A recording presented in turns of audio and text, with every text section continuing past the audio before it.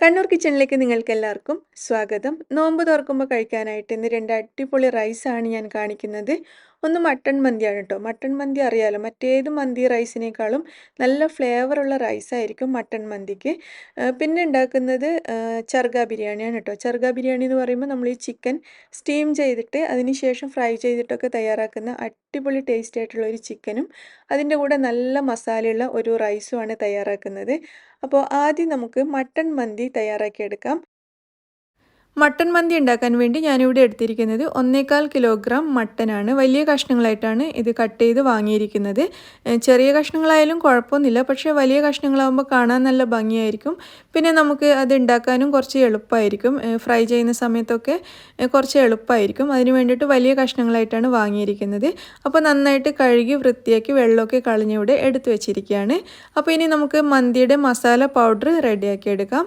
അതിന് വേണ്ടിയിട്ട് ആദ്യം തന്നെ ഒരു പാത്രത്തിലേക്ക് ഞാനൊരു 3 പട്ട ചേർക്കുകയാണ്. ഏകദേശം 1 ഇഞ്ച് വലുപ്പത്തിലുള്ള 3 കഷ്ണം പട്ട. ഇതിലേക്കൊരു 7 ഏലക്കായ് ചേർക്കുന്നുണ്ട്. പിന്നെ ഒരു 10ഓളം ഗ്രാമ്പൂ ചേർക്കുന്നുണ്ട്. 2 കറുത്ത ഏലക്കായ് ചേർക്കുന്നുണ്ട്. ഇത് നിങ്ങളുടെ കയ്യിലുണ്ടെങ്കിൽ ചേർക്കുക, ഇല്ലെങ്കിൽ കുഴപ്പമൊന്നുമില്ല, ഉണ്ടെങ്കിൽ നല്ല ടേസ്റ്റ് ആയിരിക്കും. പിന്നെ നമുക്കിതിലേക്ക് വേണ്ടത് 2 ടേബിൾ സ്പൂൺ മല്ലിയാണ്. മല്ലി അഥവാ സീഡ്സ് നിങ്ങളുടെ കയ്യിലില്ലെങ്കിൽ പൗഡർ ചേർക്കാം, പക്ഷേ ഇതുപോലെ സീഡ്സാണ് ഒന്നുകൂടി രുചി ഉണ്ടാവുക. പിന്നെ 1 ടേബിൾ സ്പൂൺ ചെറിയ ജീരകം, 1 ടേബിൾ സ്പൂൺ കുരുമുളക്, പിന്നെ ചേർക്കുന്നത് 1 ടീസ്പൂൺ ഇഞ്ചിയുടെ പൗഡറാണ്, ജിഞ്ചർ പൗഡറാണ് ചേർക്കുന്നത്. ഇനിയിപ്പോൾ പൗഡർ നിങ്ങളുടെ കയ്യിലില്ലെങ്കിൽ ഈ മസാല പൊടിക്കുന്ന സമയത്ത് ഒരു ചെറിയ കഷ്ണം ഇഞ്ചി അതിലേക്ക് ചേർത്താൽ മതി. സാധാരണ ഇഞ്ചി അതിലേക്ക് ചേർത്താലും മതി. അപ്പോൾ 1 ടീസ്പൂൺ ജിഞ്ചർ പൗഡറും കൂടി ചേർത്തിട്ടുണ്ട്.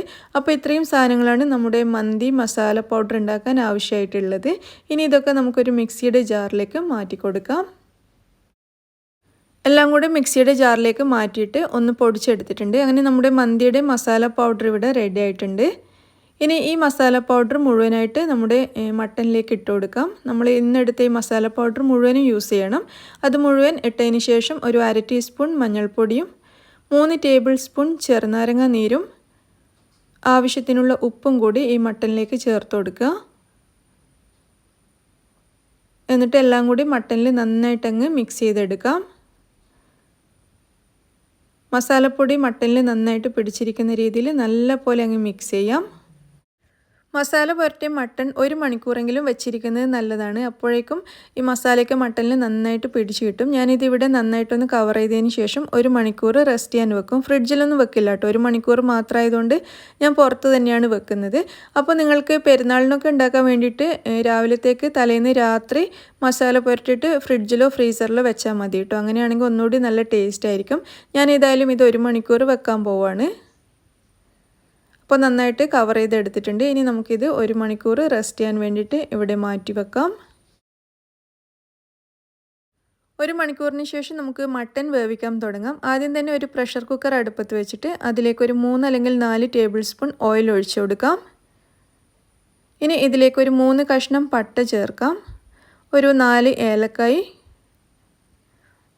7-8 ഗ്രാമ്പൂ, 2 ബേ ലീവ്സ്, ഇത്രയും ചേർത്ത് കൊടുക്കുക. അതിന് ശേഷം നമുക്കിതിലേക്ക് 2 സവാള അരിഞ്ഞത് ചേർക്കാം. 2 വലിയ സവാളയാണ്, ചെറുതാണെങ്കിൽ 3 എണ്ണം എടുക്കണം. സവാള ചേർത്തിട്ട് നന്നായിട്ടൊന്ന് വഴറ്റിയെടുക്കാം. സവാള ഒന്ന് സോഫ്റ്റായിട്ട് തുടങ്ങുന്ന സമയത്ത് നമുക്കിതിലേക്ക് 2 ടേബിൾ സ്പൂൺ വെളുത്തുള്ളി തൊലി കളഞ്ഞത് ചേർക്കാം. വലിയ വെളുത്തുള്ളി ആണെങ്കിൽ കട്ട് ചെയ്തിട്ട് ചേർക്കാം. ഞാനിപ്പോൾ കട്ട് ചെയ്തിട്ടൊന്നുമില്ല, ചെറിയ വെളുത്തുള്ളിയാണ്. അപ്പോൾ വെളുത്തുള്ളി ചേർത്തിട്ട് നന്നായിട്ടൊന്ന് മിക്സ് ചെയ്യാം. അതിനുശേഷം 3 ടീസ്പൂൺ പച്ചമുളകിൻ്റെ പേസ്റ്റ് ഞാൻ ചേർക്കുന്നുണ്ട്, അല്ലെങ്കിൽ പച്ചമുളക് കട്ട് ചെയ്തിട്ട് ചേർത്ത് കൊടുത്താലും മതി. 3 ടീസ്പൂൺ പച്ചമുളകിൻ്റെ പേസ്റ്റും കൂടി ചേർത്തിട്ട് വീണ്ടും നന്നായിട്ടൊന്ന് വഴറ്റിയെടുക്കുക.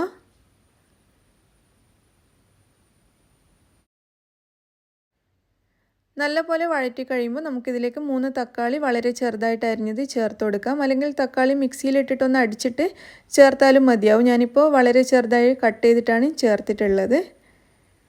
തക്കാളി ചേർത്തൊന്ന് മിക്സ് ചെയ്തതിന് ശേഷം നമുക്കിതിലേക്ക് ചിക്കൻ സ്റ്റോക്ക് ക്യൂബ്സ് ചേർത്ത് കൊടുക്കാം. ഞാനിവിടെ 2 ക്യൂബ്സ് ചേർക്കുന്നുണ്ട്. ഇത് നിർബന്ധമൊന്നുമില്ല കേട്ടോ, നിങ്ങൾക്ക് ഇഷ്ടമാണെങ്കിൽ ചേർക്കാം, ഇല്ലെങ്കിൽ അത് ഒഴിവാക്കാവുന്നതാണ്. 2 എണ്ണം ചേർത്തിട്ടുണ്ട്. എന്നിട്ട് നന്നായിട്ടങ്ങ് മിക്സ് ചെയ്തെടുക്കാം.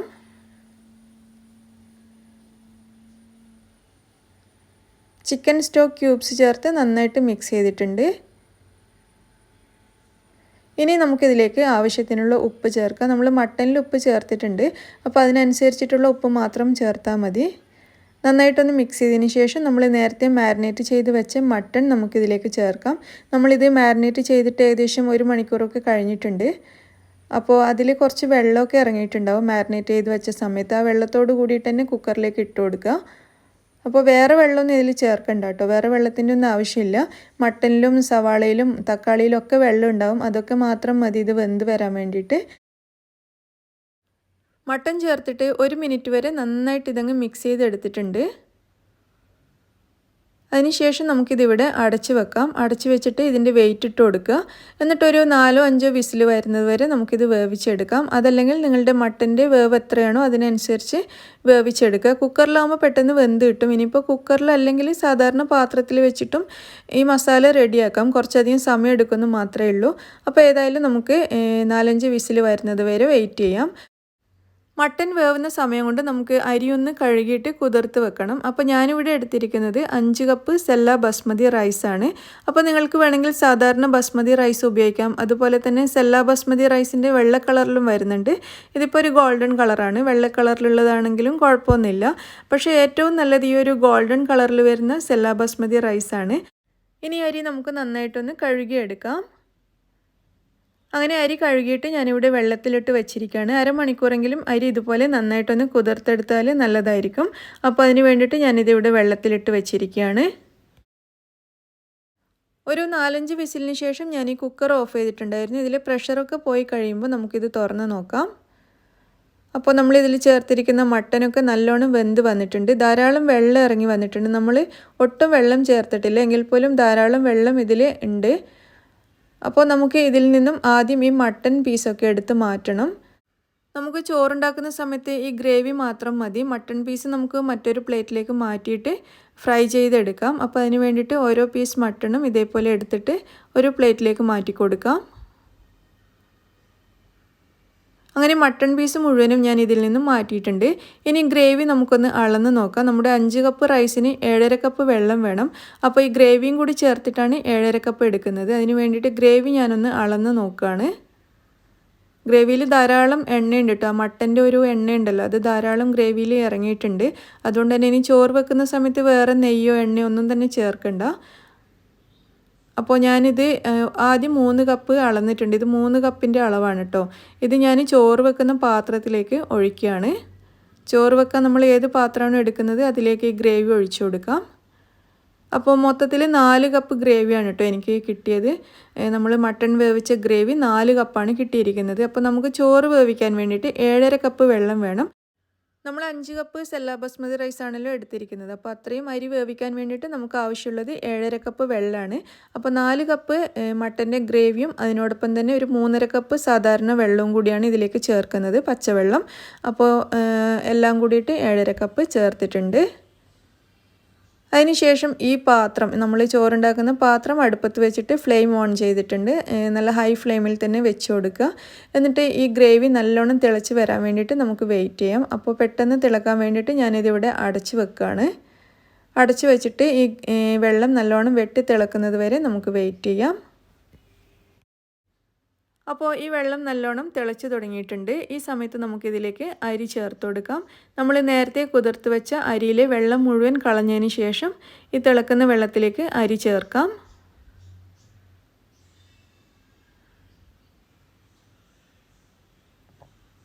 മുഴുവൻ അരിയും ചേർത്തതിന് ശേഷം നന്നായിട്ടൊന്ന് മിക്സ് ചെയ്യാം. ഈ സമയത്ത് ഇതിൻ്റെ ഉപ്പ് ചെക്ക് ചെയ്തിട്ട് ആവശ്യമാണെങ്കിൽ ഒരല്പം ഉപ്പ് ചേർക്കാം. നമ്മൾ മട്ടനിലും ഗ്രേവിയിലൊക്കെ ഉപ്പ് ചേർത്തിട്ടുണ്ട്. അപ്പോൾ നോക്കിയിട്ട് ആവശ്യമാണെങ്കിൽ മാത്രം കുറച്ച് ചേർത്താൽ മതി. ഞാനൊരല്പം ചേർത്തിട്ടുണ്ട്. എന്നിട്ട് വീണ്ടും നല്ലോണം മിക്സ് ചെയ്തെടുക്കാം. നന്നായിട്ട് മിക്സ് ചെയ്തതിന് ശേഷം ഇത് നമുക്കിവിടെ അടച്ച് വെക്കാം. ഹൈ ഫ്ലെയിമിൽ തന്നെയാണ് കേട്ടോ ഈ സമയത്തൊക്കെ വെക്കേണ്ടത്. ഇനി നമുക്കിത് നന്നായിട്ടൊന്ന് വെട്ടി തിളക്കുന്നത് വരെ വെയിറ്റ് ചെയ്യാം. അങ്ങനെ നമ്മൾ അരി ചേർത്തതിന് ശേഷം ഇത് വീണ്ടും നന്നായിട്ട് തിളക്കാൻ തുടങ്ങിയിട്ടുണ്ട്. ഈ സമയത്ത് ഇത് അടച്ച് വെച്ചിട്ട് ഇതിൻ്റെ ഫ്ലെയിം നല്ലോണം കുറച്ച് കൊടുക്കുക. ഏറ്റവും ലോ ഫ്ലെയിമിലാക്കി വെക്കുക. അതേപോലെ തന്നെ വലിയ അടുപ്പത്തൊക്കെ ആണെങ്കിൽ അടുപ്പൊന്ന് മാറ്റിയിട്ട് ചെറിയ അടുപ്പത്താക്കി വെക്കാൻ ശ്രദ്ധിക്കുക. എന്നിട്ട് ലോ ഫ്ലെയിമിൽ വെച്ചിട്ട് ഒരു 10 അല്ലെങ്കിൽ 12 മിനിറ്റ് സമയം നമുക്കിത് വേവിച്ചെടുക്കാം. സാധാരണ അരിയേക്കാളും സെല്ല ബസ്മതി റൈസിന് കുറച്ച് സമയം കൂടുതൽ വേണം വേവാൻ വേണ്ടിയിട്ട്. അപ്പോൾ ഒരു 12 മിനിറ്റോളം നമുക്ക് ലോ ഫ്ലെയിമിൽ വെച്ചിട്ട് ഇത് നന്നായിട്ടൊന്ന് വേവിച്ചെടുക്കാം. ആ സമയം കൊണ്ട് നമുക്ക് മട്ടൻ ഒന്ന് ഫ്രൈ ചെയ്തെടുക്കണം. ആദ്യം നമുക്കൊരു പാൻ വെച്ച് ചൂടാകുന്ന സമയത്ത് ഒരു 3-4 ടേബിൾ സ്പൂൺ ഓയിൽ ഇതിലേക്ക് ഒഴിക്കാം. എന്നിട്ട് നമുക്കിതിലേക്ക് ആദ്യം കുറച്ച് നട്ട്സ് ഒന്ന് വറുത്തെടുക്കാം. ഞാൻ കുറച്ച് കശുവണ്ടിയും ബദാമും ഇതിലേക്ക് ചേർത്തിട്ടൊന്ന് വറുത്തെടുക്കുന്നുണ്ട്. നമ്മുടെ ചോറിൻ്റെ മുകളിൽ ഇട്ട് കൊടുക്കാൻ വേണ്ടിയിട്ടാണ്. നിർബന്ധമൊന്നുമില്ല. നിങ്ങൾക്ക് നട്ട്സ് ഇഷ്ടമാണെങ്കിൽ മാത്രം ചേർത്താൽ മതി. ചെറിയൊരു ഗോൾഡൻ കളറാകുന്നത് വരെ നമുക്കിതൊന്ന് ഫ്രൈ ചെയ്തെടുക്കാം. അതിനുശേഷം ഞാനിതൊരു ബൗളിലേക്ക് മാറ്റി കൊടുത്തിട്ടുണ്ട്. ഇനി എണ്ണയിലേക്ക് തന്നെ നമ്മൾ നേരത്തെ മാറ്റി വെച്ച മട്ടൺ പീസ് ഓരോന്നായിട്ട് വെച്ച് കൊടുക്കാം. ഇതൊന്ന് ഫ്രൈ ചെയ്തെടുക്കാൻ വേണ്ടിയിട്ടാണ്. ഇത് നിർബന്ധമൊന്നുമില്ല കേട്ടോ. ആ ഒരു ഫ്രൈ ചെയ്തതിൻ്റെ ടേസ്റ്റ് കിട്ടാൻ വേണ്ടിയിട്ട് ചെയ്യുന്നതാണ്. അല്ലെങ്കിലും മട്ടൺ നല്ല ടേസ്റ്റൊക്കെ ഉണ്ടാവും കഴിക്കാൻ വേണ്ടിയിട്ട്. അപ്പോൾ മട്ടൺ പീസ് മുഴുവനും എണ്ണയിലേക്ക് ഇട്ട് കൊടുത്തിട്ടുണ്ട്. ഇനി ഇത് നമുക്ക് ഒരു ഭാഗം ഫ്രൈ ആയി കഴിയുമ്പോൾ തിരിച്ചിട്ട് കൊടുത്താൽ മതി. മട്ടൻ്റെ ഒരു വശം നന്നായിട്ട് മൊരിഞ്ഞ് വന്നിട്ടുണ്ട്. ഈ സമയത്ത് നമുക്കിത് മുഴുവനും ഒന്ന് തിരിച്ചിട്ട് കൊടുക്കാം. ഇതുപോലെ തിരിച്ചും മറിച്ചും 2-3 പ്രാവശ്യം ഇട്ടിട്ട് മട്ടൻ നല്ലോണം ഒന്ന് ഫ്രൈ ചെയ്തെടുത്താൽ മതി. മുഴുവൻ മട്ടൻ പീസും തിരിച്ചിട്ട് കൊടുത്തിട്ടുണ്ട്. ഇനി ആ വശവും കൂടി നന്നായിട്ടൊന്ന് ഫ്രൈ ചെയ്തെടുക്കാം. ആ സമയം കൊണ്ട് നമ്മുടെ ചോറ് റെഡി ആയിട്ടുണ്ടോ എന്ന് നോക്കാം. ഏകദേശം ഒരു 12 മിനിറ്റൊക്കെ ആയിട്ടുണ്ട് നമ്മൾ ചോറ് വേവിക്കാൻ വേണ്ടി വെച്ചിട്ട്. അപ്പോൾ ചോറ് നല്ല പോലെ വെന്തിട്ടുണ്ട് കേട്ടോ. നല്ല പാകത്തിന് വെന്തിരിക്കുകയാണ്. ലോ ഫ്ലെയിമിൽ വെച്ചിട്ട് ഞാനൊരു 12 മിനിറ്റോളം വേവിച്ചിട്ടുണ്ടായിരുന്നു. അപ്പോൾ നല്ല പോലെ വെന്ത് വന്നിട്ടുണ്ട്. നിങ്ങൾക്ക് കാണാൻ പറ്റുന്നുണ്ടാവും. നമ്മളിതിൽ ഒട്ടും ഓയിലൊന്നും ചേർത്തിട്ടില്ല കേട്ടോ. ചോറുണ്ടാക്കുന്ന സമയത്ത് ഓയിൽ ചേർത്തിട്ടില്ല. കാരണം മട്ടനിൽ ധാരാളം നെയ്യ് ഉള്ളതുകൊണ്ട് തന്നെ വേറെ ഓയിലിൻ്റെ ഒന്നും ആവശ്യം വന്നില്ല. അപ്പോൾ നല്ല പോലെ വെന്ത് വന്നിട്ടുണ്ട്. അപ്പോൾ ഞാനിതിൻ്റെ ഫ്ലെയിം ഓഫ് ചെയ്തിട്ടുണ്ട്. ഇനി നമ്മൾ നേരത്തെ ഫ്രൈ ചെയ്ത് വെച്ച മട്ടൺ ഇതിലേക്ക് ഇട്ട് കൊടുക്കാം. മട്ടൻ്റെ എല്ലാ ഭാഗവും നന്നായിട്ട് മൊരിഞ്ഞ് വന്നിട്ടുണ്ട്. ഇനി ഇത് നമുക്ക് ചോറിൻ്റെ മുകളിലേക്ക് ഇട്ട് കൊടുക്കാം. ഇനി നമ്മൾ നേരത്തെ ഫ്രൈ ചെയ്ത് മാറ്റി വെച്ച കശുവണ്ടിയും ബദാമും ഒക്കെ ഇതിൻ്റെ മുകളിലേക്ക് ഇട്ട് കൊടുക്കാം. എന്നിട്ട് ചൂടോടുകൂടി തന്നെ നമുക്ക് നമ്മുടെ മട്ടൺ മന്തി സെർവ് ചെയ്യാം. ഇതിൻ്റെ റൈസ് കാണുമ്പോൾ നിങ്ങൾക്ക് മനസ്സിലാകുന്നുണ്ടാവും. ഭയങ്കര രുചിയായിട്ടുള്ള ഒരു റൈസാണിത്. നല്ല ഫ്ലേവറുള്ള റൈസാണ്. നമ്മൾ ചിക്കൻ മന്തിയൊക്കെ ഉണ്ടാക്കിയതിനേക്കാളും റൈസ് ടേസ്റ്റ് ഉണ്ടാവും മട്ടൺ മന്തിയുടേതാണ്. നിങ്ങളെല്ലാവരും ട്രൈ ചെയ്ത് നോക്കുക. അടുത്തതായിട്ട് നമുക്ക് ചർഗ ബിരിയാണി തയ്യാറാക്കിയെടുക്കാം. ചർഗ ബിരിയാണി എന്ന് പറയുമ്പോൾ എപ്പോഴും ഈ ഒരു ചിക്കൻ, ചർഗ എന്ന് പറഞ്ഞാൽ ചിക്കനാണ് കേട്ടോ. ഈ ചിക്കൻ ഫുൾ ചിക്കനായിട്ട് തന്നെയാണ് എടുക്കുന്നത്. പിന്നെ അതിൻ്റെ കൂടെ നല്ല മസാലയുള്ള നല്ല ഫ്ലേവറുള്ള ഒരു റൈസും കൂടി വരുന്നുണ്ട്. അപ്പോൾ എങ്ങനെയാണ് ഇത് തയ്യാറാക്കിയെടുക്കുന്നതെന്ന് നോക്കാം. ചർഗ ബിരിയാണി ഉണ്ടാക്കാനായിട്ട് 1.5 കിലോഗ്രാം ഉള്ള ഒരു ചിക്കനാണ് ഞാൻ എടുത്തിട്ടുള്ളത്. ഇതിൻ്റെ ഉൾഭാഗവും ഒക്കെ നല്ലതുപോലെ ക്ലീൻ ചെയ്തതിന് ശേഷം ഇതുപോലെ നല്ല ആഴത്തിൽ വരകളിട്ട് കൊടുക്കുക. മസാല നല്ലതുപോലെ പിടിച്ച് കിട്ടാൻ വേണ്ടിയിട്ടാണ്. അതിനുശേഷം നമുക്ക് ഈ ചിക്കൻ മാരിനേറ്റ് ചെയ്യാൻ വേണ്ടിയിട്ടുള്ള സാധനങ്ങളൊക്കെ ഒന്ന് റെഡിയാക്കി എടുക്കാം. ഒരു ബൗളിലേക്ക് 1/4 കപ്പ് തൈരാണ് ആദ്യം തന്നെ എടുക്കുന്നത്. ഇതിലേക്ക് 2 ചെറുനാരങ്ങയുടെ നീര് ചേർക്കുന്നുണ്ട്. ചെറിയ നാരങ്ങയാണ്. വലിയ നാരങ്ങയാണെങ്കിൽ ഒരെണ്ണത്തിൻ്റെ നീര് മതിയാവും. ഇനി നമുക്കിതിലേക്ക് 1 ടീസ്പൂൺ മുളക് പൊടി ചേർക്കാം. 1/2 ടീസ്പൂൺ മഞ്ഞൾപ്പൊടി, 1 ടീസ്പൂൺ ഗരം മസാലപ്പൊടി, 1/2 ടീസ്പൂൺ ചെറിയ ജീരകത്തിൻ്റെ പൊടി, 1 ടീസ്പൂൺ ചാട്ട് മസാല പൗഡർ, ഒരു 1/4 ടീസ്പൂൺ വരെ കുരുമുളക് വൈറ്റ് പേപ്പർ പൗഡർ വെളുത്ത കുരുമുളകിൻ്റെ പൊടി, പിന്നെ 1 ടീസ്പൂൺ സാധാരണ കുരുമുളകിൻ്റെ പൊടി, 2 ടേബിൾ സ്പൂൺ ഇഞ്ചി വെളുത്തുള്ളി പേസ്റ്റ് ചേർക്കുന്നുണ്ട്. 1 ടീസ്പൂൺ ഓയിൽ ചേർക്കാം. ഞാൻ ഒലിവ് ഓയിലാണ് ചേർത്തത്. നിങ്ങൾക്ക് ഇഷ്ടമുള്ള ഓയിൽ ചേർത്ത് കൊടുക്കാം. പിന്നെ ആവശ്യത്തിനുള്ള ഉപ്പ് ചേർക്കുക. എല്ലാം കൂടി നല്ലതുപോലെ മിക്സ് ചെയ്തെടുക്കാം. ഞാനൊരു 1/2 ടേബിൾ സ്പൂൺ ഉപ്പാണ് ചേർത്തത്. നിങ്ങളുടെ ആവശ്യത്തിനനുസരിച്ച് ചേർക്കുക. നന്നായിട്ട് മിക്സ് ചെയ്തെടുത്തിട്ടുണ്ട്. ഇനി നമ്മൾ റെഡിയാക്കി വെച്ചിരിക്കുന്ന ചിക്കൻ ഇതിലേക്ക് ഇട്ടിട്ട് ഈ മസാല നല്ലതുപോലെ ചിക്കനിലോട്ടങ്ങ് പുരട്ടിയെടുക്കാം. നല്ലതുപോലെ മസാലയൊക്കെ പുരട്ടിയതിന് ശേഷം ഇത് നന്നായിട്ടൊന്ന് കവർ ചെയ്തെടുക്കാം നമ്മുടെ ഈ ഒരു ബൗള്. അതിനുശേഷം ഞാനിത് ഫ്രിഡ്ജിലേക്ക് മാറ്റുകയാണ്. ഒരു 4-5 മണിക്കൂറെങ്കിലും ഫ്രിഡ്ജിൽ വെച്ചിട്ട് ഈ മസാലയൊക്കെ നല്ലോണം ഒന്ന് പിടിച്ച് കിട്ടണം. അതിന് ശേഷം വേണം നമുക്ക് ഈ റൈസ് ഉണ്ടാക്കാനായിട്ട്. അതിനായിട്ട് ഞാനിത് ഫ്രിഡ്ജിലേക്ക് മാറ്റുകയാണ്. അപ്പോൾ നമ്മൾ ഈ ചിക്കൻ മാരിനേറ്റ് ചെയ്ത് 5 മണിക്കൂറൊക്കെ കഴിഞ്ഞിട്ട്, അതായത് റൈസ് ഉണ്ടാക്കുന്നതിൻ്റെ ഒരു അരമണിക്കൂർ മുന്നേ തന്നെ നമ്മുടെ ഈ ഒരു സെല്ല ബസ്മതി റൈസ് വെള്ളത്തിലിട്ട് വെക്കണം. നമ്മൾ കപ്സ റൈസ് വാങ്ങുമല്ലോ, അത് വെള്ളയോ ഗോൾഡനോ ഏതാണെന്ന് വെച്ചാൽ എടുക്കാം. അപ്പോൾ ഞാനിവിടെ വെള്ളയാണ് എടുത്തിരിക്കുന്നത്. അപ്പോൾ ഈ ഒരു റൈസ് അരമണിക്കൂർ നല്ലതുപോലെ കഴുകിയതിന് ശേഷം വെള്ളത്തിലിട്ട് റെസ്റ്റ് ചെയ്യാൻ വേണ്ടിയിട്ട് വെക്കുക. അപ്പോൾ നമ്മുടെ ചിക്കനും ഞാൻ പുറത്തേക്ക് എടുത്തിട്ടുണ്ട്. ഒരു 4-5 മണിക്കൂർ ഫ്രിഡ്ജിൽ വെച്ചതിന് ശേഷമാണ് പുറത്തേക്ക് എടുത്തിട്ടുള്ളത്. ഇപ്പോൾ ഇതിന് മസാലയൊക്കെ നല്ലോണം പിടിച്ചിട്ടുണ്ടാവും. ഇത് നമുക്കിനി സ്റ്റീം ചെയ്തെടുക്കാം. സ്റ്റീം ചെയ്യാനായിട്ട് ഇത് സ്റ്റീമറൊക്കെ റെഡി ആയിട്ടുണ്ട്. വെള്ളം വെച്ച് ഇത് നല്ലതുപോലെ ആവി വരാൻ തുടങ്ങിയിട്ടുണ്ട്. ഇതിലേക്ക് നമ്മുടെ ചിക്കൻ വെച്ച് കൊടുക്കുക.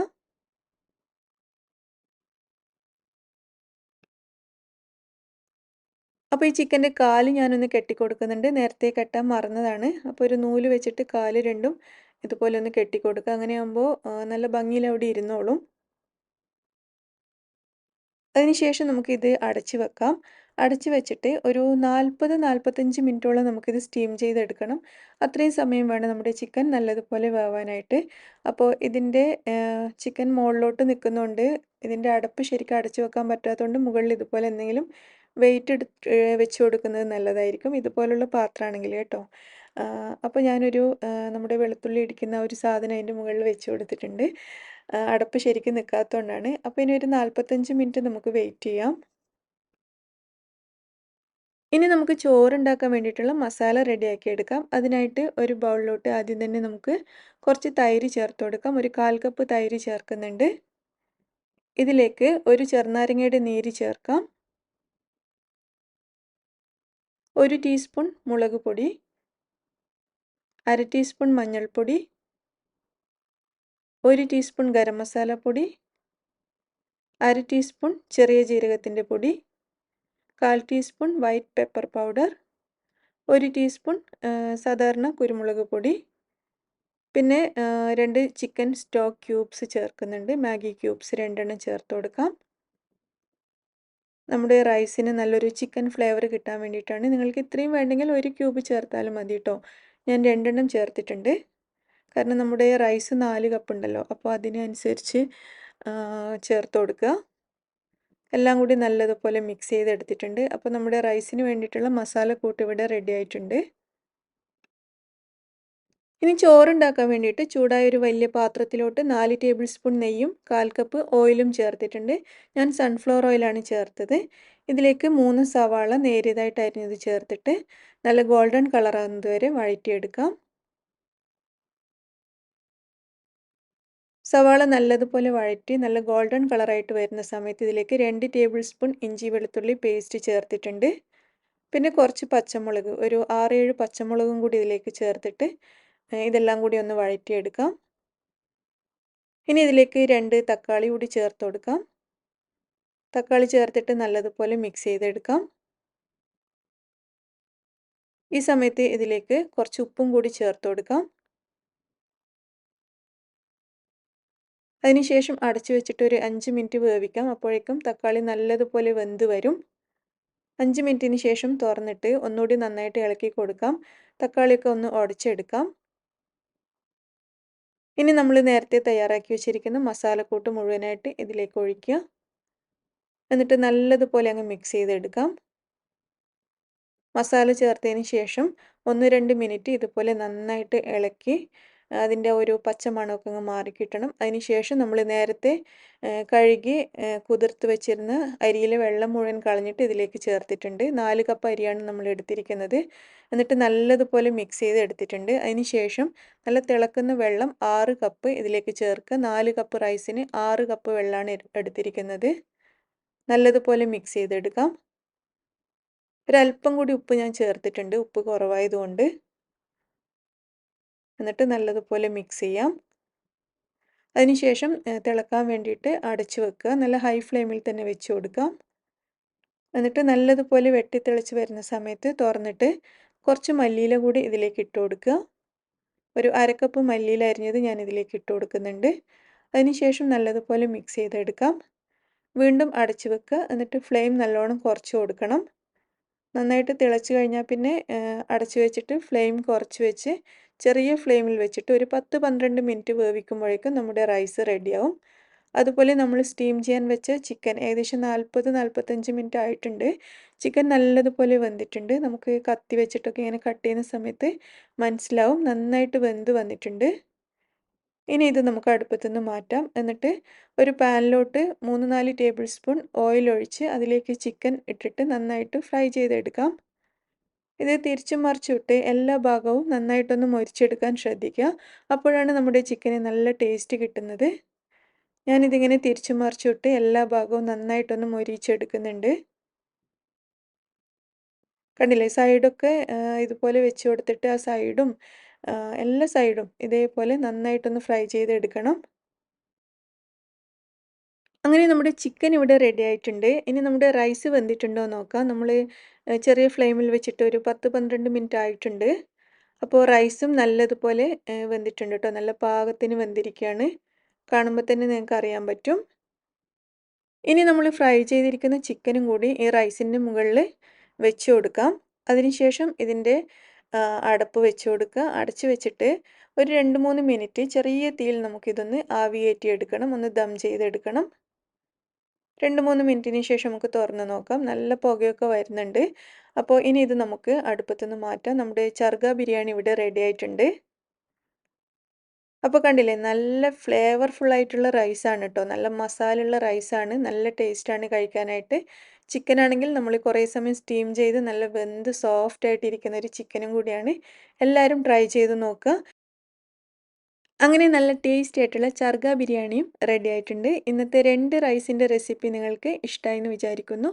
ഇഷ്ടമാവുകയാണെങ്കിൽ ലൈക്ക് ചെയ്യാനും ഷെയർ ചെയ്യാനും മറക്കരുത്. വീഡിയോ പറ്റിയിട്ടുള്ള നിങ്ങളുടെ അഭിപ്രായങ്ങളൊക്കെ അറിയിക്കുക. താങ്ക്